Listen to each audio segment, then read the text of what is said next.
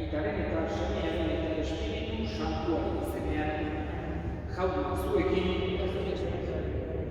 sendeok aitor ditzagun humiltasunez gure pekatuak, misterio santuak behar bezala ospatu izateko. Erruki jauna, Kristo erruki, erruki jauna, erruki dakigula jainko guzti zautsua eta gure pekatuak barkaturik eraman gaitzala betiko bizitzara. Haintza zeruetan jagoikoari, eta pakea berdean anero gozonei, ainanki eta ere zaitugulako, horazu, berinterkoazu, horespen zuri, hauspen zagur eskerrak zuri. Jainko jauna, zeruko erregen, jankoko aitar guztia duna, jauna, seme bakar Jesus Kristo, jainko jauna, jainkoaren motoros aitaren seme. Zuk entzen dezu munduko pekatua, erruki jauna, zuk entzen dezu munduko pekatua, entzun gure deian. Aitaren eskuinaldean jaknik zen dezu, erruki jauna, zu bakarrik santua, zu bakarrik jauna, zu bakarrik goikoa Jesus Kristo, Espiritu Santuarekin jainko aitarekin. Amen. Egin dezagun lotoiuz. Jainko alguztigun betilekoa, fede duen argia, bete ezazu mundu osoa zure aintzaz, eta argi dizdiretsu horrek eraman ditzala herrialde guztiak zu ezagutzera. Zure seme Jesus Kristo gure jaunaren bitartez, zurekin eta Espiritu Santuarekin batean, jainko eta rege bizi baita, gizaldi eta gizaldietan.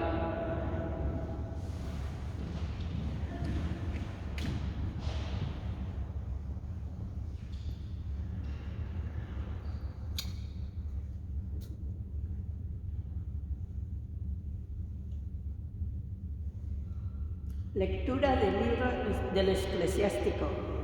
La sabiduría se alaba a sí misma, se gloria en medio de su pueblo, abre la boca en la asamblea del Altísimo y se gloria delante de los potestades. En medio de su pueblo será ensalzada y admirada en la congregación plena de los santos.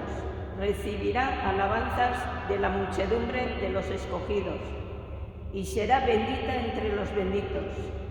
El Creador del universo me ordenó, el Creador estableció mi morada. Habita en Jacob, sea Israel tu heredad. Desde el principio, antes de los siglos, me creó y no cesaré jamás. En la santa morada, en su presencia, ofrecí culto y en Simeón me establecí. En la ciudad escogida me hizo descansar. En Jerusalén reside mi poder. Eché raíces entre un pueblo glorioso. En la porción del Señor, en su heredad, y resido en la congregación plena de los santos. Jauna Kesana.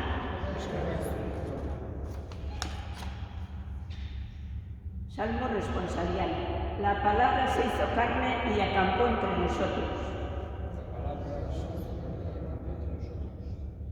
Glorifica al Señor, Jerusalén. Alaba a tu Dios, Sión, que ha reforzado los cerrojos de tus puertas y ha bendecido a tus hijos dentro de ti.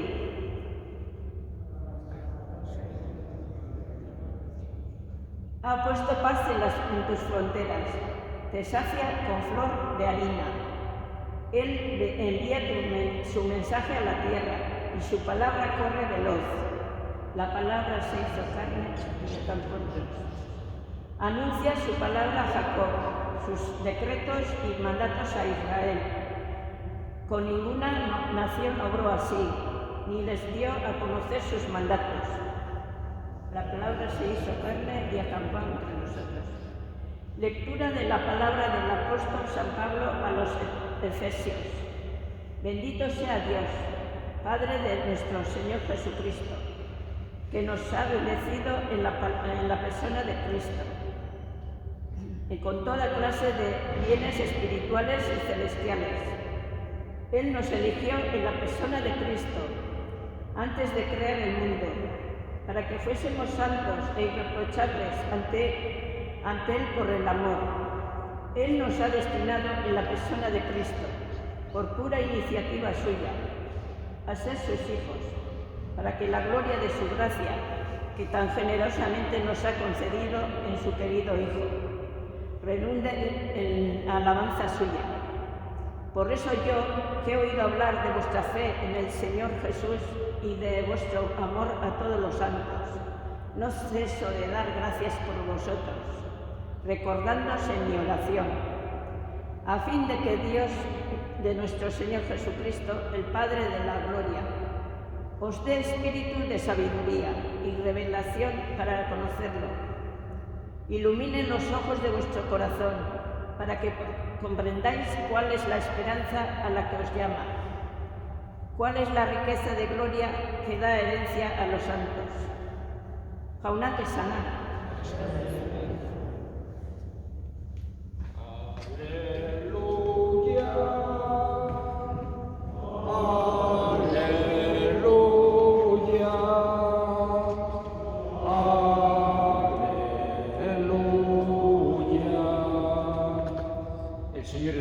Nosotros, lectura del Santo Evangelio según San Juan. En el principio existía la palabra, y la palabra estaba junto a Dios, y la palabra era Dios. La palabra en el principio estaba junto a Dios. Por medio de la palabra se hizo todo, y sin ella no se hizo nada de lo que se ha hecho. En la palabra había vida, y la vida era la luz de los hombres. La luz brilla en la tiniebla, y la tiniebla no la recibió. La palabra era la luz verdadera, que alumbra a todo hombre. Al mundo vino, y en el mundo estaba. El mundo se hizo por medio de ella, y el mundo no la conoció. Vino a su casa, y los suyos no la recibieron. Pero a cuantos la recibieron, les da poder para ser hijos de Dios, si creen en su nombre. Estos no han nacido de sangre, ni de amor carnal, ni de amor humano, sino de Dios. Y la palabra se hizo carne y acampó entre nosotros, y hemos contemplado su gloria, gloria propia del Hijo único del Padre, lleno de gracia y de verdad. Palabra del Señor. En este segundo domingo de Navidad, volvemos de nuevo a escuchar este comienzo del Evangelio de San Juan, que es tan importante. Y hay varios conceptos que quisiera enumerar y brevemente decir dos palabras sobre cada uno. El primero es este concepto precisamente de palabra, que viene del griego logos. En concreto es un concepto filosófico y que en castellano se ha traducido de esta manera palabra, a veces se traduce como verbo. Se está hablando de un concepto de algo preexistente, de alguien preexistente. San Juan nos quiere hacer entender que el Hijo existía desde siempre, por eso en el principio existía, y estaba junto a Dios, de alguna manera deja como entrever la Santísima Trinidad, y la palabra era Dios. De esta forma nos está diciendo que el Logos, que existía desde el principio, era Dios, y que es ese Logos, esa palabra, quien se ha hecho carne, quien se ha hecho humano. Nos está hablando de una forma, digamos, teológica, de un misterio fantástico, de ese niño pequeño que nace en Belén. Estamos hablando de la palabra que existe desde siempre, del Logos, del Hijo de Dios, que se hace hombre para venir. Este sería el primer concepto que quisiera brevemente enumerar. El segundo que aparece es la luz que tiene tanta importancia en la liturgia, en la vida cristiana, se da una importancia muy grande. El cirio, las velas, esa luz que alumbra en las tinieblas, es Jesús. Es Jesús, es el Logos, la palabra que ha venido a dar luz a todos los seres humanos. Esa luz que necesitamos para conocernos a nosotros mismos, para saber quién somos, a dónde vamos, de dónde venimos y por dónde tenemos que ir. Como cuando hay una tiniebla total que no se ve nada y se enciende una luz y se puede ver Es lo mismo, esa metáfora aparece en San Juan sobre Jesús. Es la luz que ilumina a todos. Otra idea que aparece es la vida que la une profundamente con la luz. De nuevo, cuando aparece también esa definición de Jesús: yo soy el camino, la verdad y la vida. La vida tenemos que entenderlo en un sentido mayúsculo. Es la vida de quien procede la vida, quien nos da la vida, tanto desde un punto de vista, vamos a decir, fisiológico de vida, como en un concepto mucho más profundo también de vivir de una forma como Dios quiere, una vida divina, incluso en el alma de cada ser humano. Nos está hablando también de esa vida en los dos sentidos, porque Dios nos da la vida natural, pero también nos quiere dar esa vida sobrenatural, y es Jesús el que nos la trae. Y finalmente nos está hablando, y podríamos hablar muchísimas cosas, porque este primer capítulo del Evangelio de Juan daría lugar a un ciclo de conferencias, pero para terminar quisiera hablar del último concepto que me parece esencial, que es ser hijos de Dios. Es algo fundamental, y en este contexto de la Navidad, en que Dios, Hijo, se hace hombre para hacer a los hombres también hijos de Dios. Es una idea que no es fácil de imaginarse, pero que Dios quiere que le sintamos como un Padre.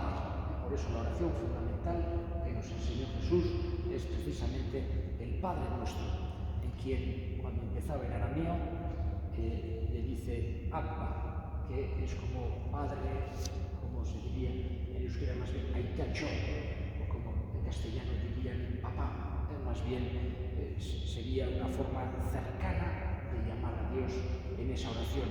Y quiere Jesús que nosotros veamos así a Dios, como un Padre cercano, un Padre que nos quiere, un Padre que nos conoce. Y este tiempo de Navidad es un tiempo privilegiado para que la fe nos haga sentir ese amor, esa cercanía de Dios con nosotros.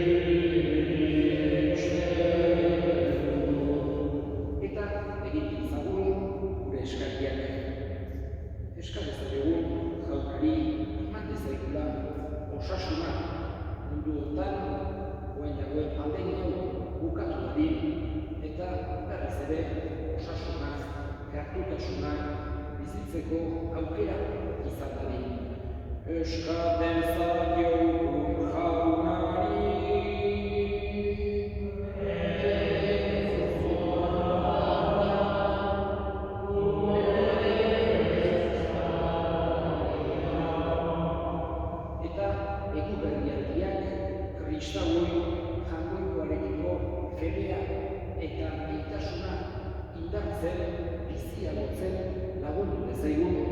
Eskatezakiogun jaunari.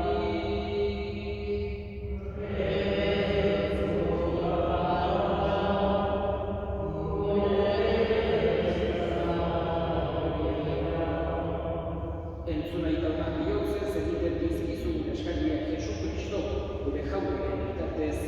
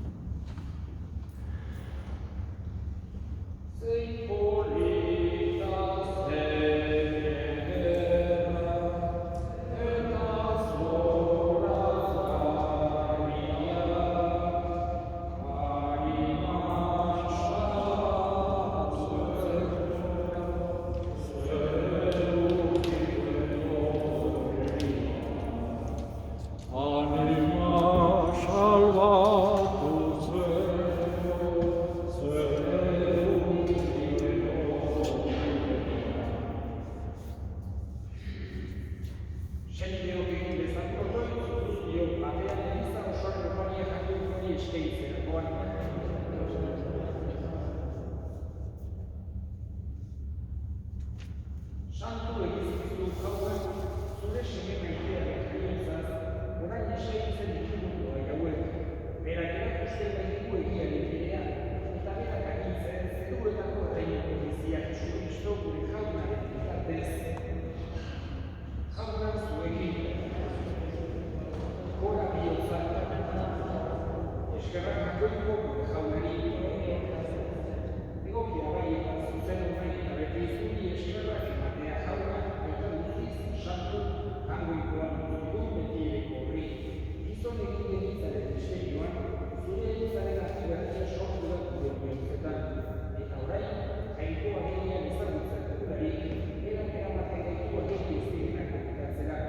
Horregatik, aigeru eta goia egirukin eta zeruko talde guztiekin, zure hitzaren hartzarrean, beti eta beti abestu. Santo, Santo, Santo, Deus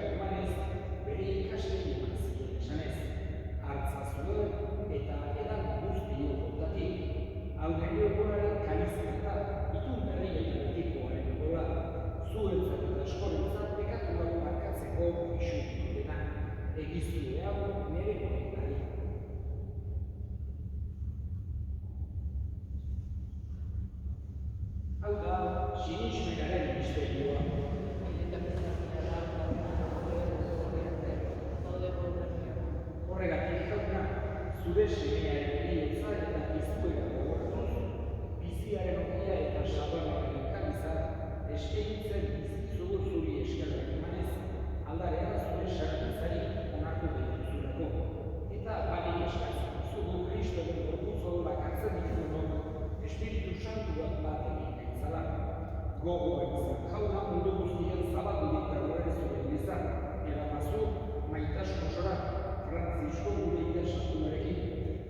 asko gure hartzaiarekin eta izkizon guztiekin batean.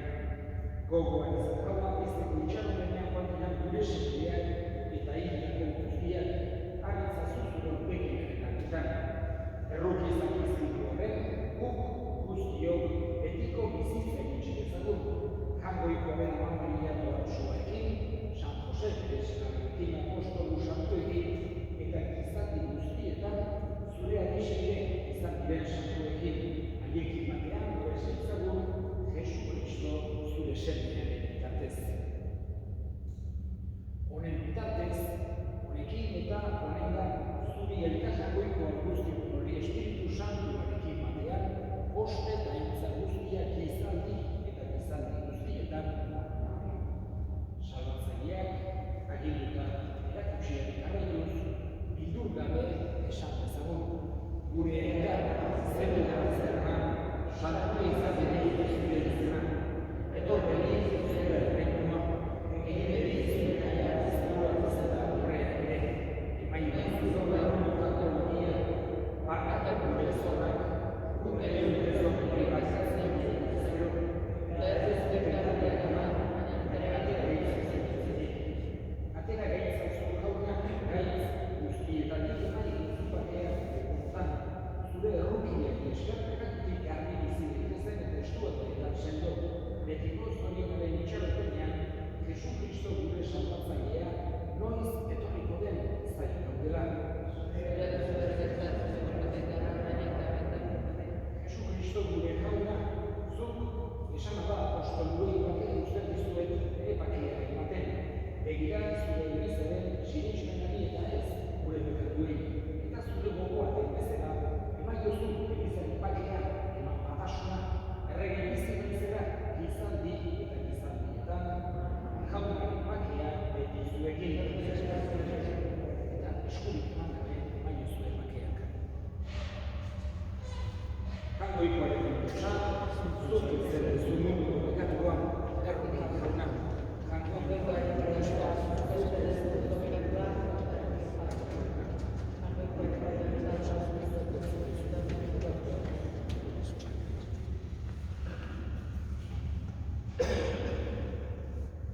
Una hemen jangoikoaren indosa, ona munduko bekatuak egiten duena zorion suak jaunaren zikituak.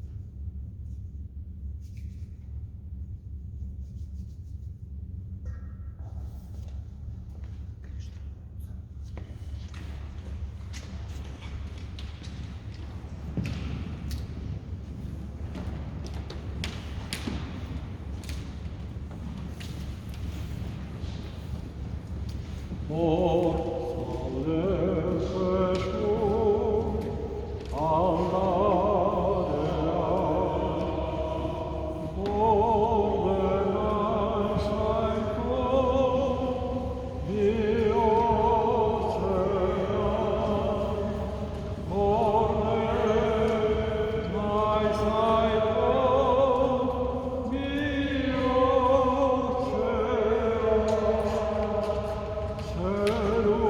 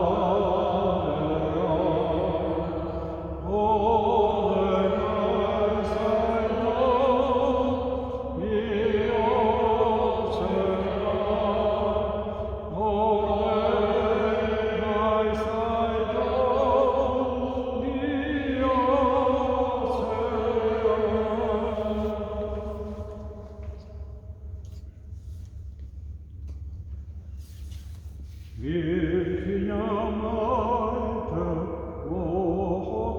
andago, zure seme lastana. Sehasatxoan ipinizazu, gure bihotzen kutuna. Ongi bai ongi, igaro ditzan gauata eguna. Poliki, poliki, eragiozu, egin dezagalona. Otzaren otzen, lastotartean, gorde duzu gorpuz gurena. Ama musuka bero nahi luke, arkume txorit ozana. Maitasun eztin ekitzen dizut, maite noin indatna. Bioz beroa isilpi goxoaz, azegiteko lo.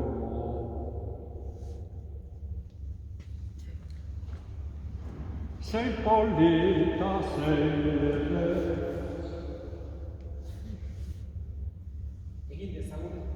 Egin dezagun otoiko. Jaiko gure jaunak apalik esatzen dizudu sakramentu honen indarra garri ditzala gure dominian txarretatik, eta bete ditzala gure asko zuzenak. Jesu Kristo gure jaunak bitartez, oan bakarra, solamente un aviso, el miércoles de la Epifanía de los Reyes, las mesas tendrán lugar igual que los domingos. La de vísperas será aquí, 7:30, y el miércoles a las 9 y a las 11. Jauna zuekin, berika zaitzakela jaiko guztiaguna gaitak eta semiak eta Espiritu Santuak zoazte jaunaren garaiaretan. zein polita zein ederra eta zoragarria, anima salatu zeko zerutik etorria. Anima salatu zeko zerutik etorria. Horretasunaz jantzi, jaio zinan munduan, behasua da zuretzat, egiazko laguna, aintzaz betea zerazu, hauxo txiki maitea, apaltasunez gauzeta, gurtu zagun jaikoa. Zein polita, zein ederra, eta zoragarria, anima salatu zeko zerutik etorria. Anima salatu zeko zerutik etorria.